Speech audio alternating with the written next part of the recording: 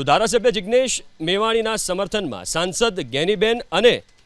ગુલાબસિંહે પત્રકાર પરિષદ યોજી ગુલાબસિંહ રાજપૂતે કોંગ્રેસ નેતાઓએ ડ્રગ્સ અને દારૂ મુદ્દે પોલીસને આડે હાથ લીધી। જિગ્નેશ મેવાણીએ તો ફક્ત એટલી જ વાત કરી હતી કે દારૂ ડ્રગ્સનું વેચાણ થતું હોય અને તમે કામગીરી નહીં કરો તો સસ્પેન્ડ થશો। ગુલાબસિંહે તો ત્યાં સુધી કહી દીધું કે ડ્રગ્સ અને દારૂ મુદ્દે કોંગ્રેસે ઝુંબેશ ઉપાડી છે, જેમાં જે પણ અધિકારીની સંડોવણી ખુલશે તેને છોડવામાં નહીં આવે। વાવ થરાદમાં ગઈકાલે થયેલા પોલીસ પરિવારના વિરોધને લઈને ગુલાબસિંહે શું કહ્યું એ પણ સાંભળી લઈએ।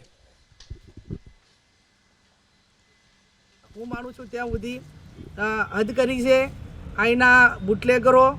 કે જેમને એક ભીડ ભેગી કરવા માટે કરીને જાણે એમને આમ બીડું ઝડપ્યું હોય અને એમને ગઈકાલે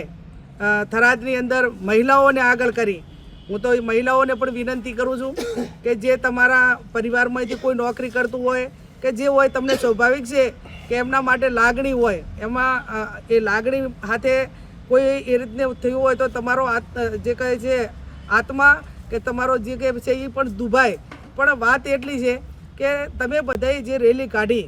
એ અમને પોતાને એવું લાગે છે કે બુટલેગરોને એને પ્રોત્સાહન આપવા માટે અને ડ્રગ્સ હોય, દારૂ હોય, ગાંજો હોય કે કેફી પદાર્થો વેચવાવાળાને પ્રોત્સાહન આપતું આ એક રેલીનું આયોજન કર્યું હોય અમને પોતાને લાગે। અને હું તો એમ કહું છું કે રાજકીય વિલ પાવરે વાપરો, એક એવી હરીફાઈ કરો ને કે આખા ગુજરાતની અંદર આ થરાદ વાવ થરાદ જિલ્લો હોય કે વાવ વિધાનસભા હોય કે થરાદ વિધાનસભા હોય